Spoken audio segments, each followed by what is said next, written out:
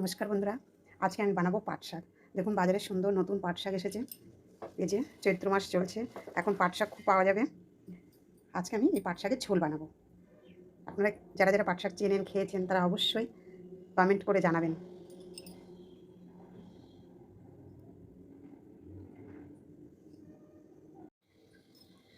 পাট শাকটা আমি সুন্দর করে কেটে ধুয়ে নিয়েছি।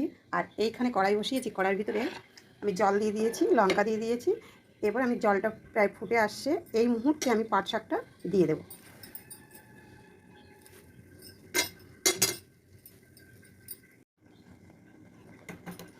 এইখানে আমি স্বাদ অনুযায়ী লবণ দিয়ে দেবো।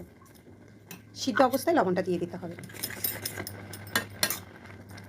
দেখুন কি সুন্দর পাট শাক কিন্তু নাল নাল হয়ে যাবে। এরকম নাল ভাব এসেছে, এ খুব তাড়াতাড়ি হয়ে যায় আর খেতে খুব সুস্বাদু লাগে। পাট শাকটা আমার সিদ্ধ হয়ে গেছে। এটা আমি গ্যাসের ফ্লেম লো করে 2 মিনিট ঢেকে রাখবো। এখানে আমি একটা কড়াই বসিয়েছি পাট শাকটা সমাচার দেবো বলে। প্রথমে আমি সর্ষের তেল দিয়ে দেবো,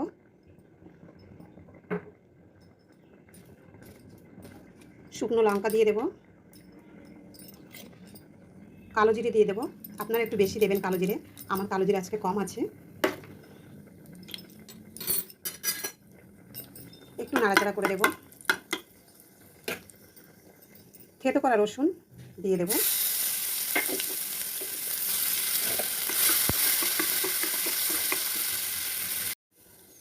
রসুনটা আমার লাল লাল করে ভাজা হয়ে গেছে, আর এদিকে পাট শাকটা আমার ফুটছে। আমি পাট শাক নিয়ে আমি রসুনের ভিতরে দিয়ে দেবো।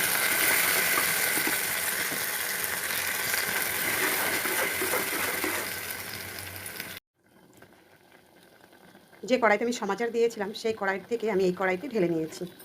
আমি ভালো করে নেড়ে চেড়ে দেবো। কি সুন্দর লাগছে না দেখতে, খেতেও খুব সুন্দর লাগবে।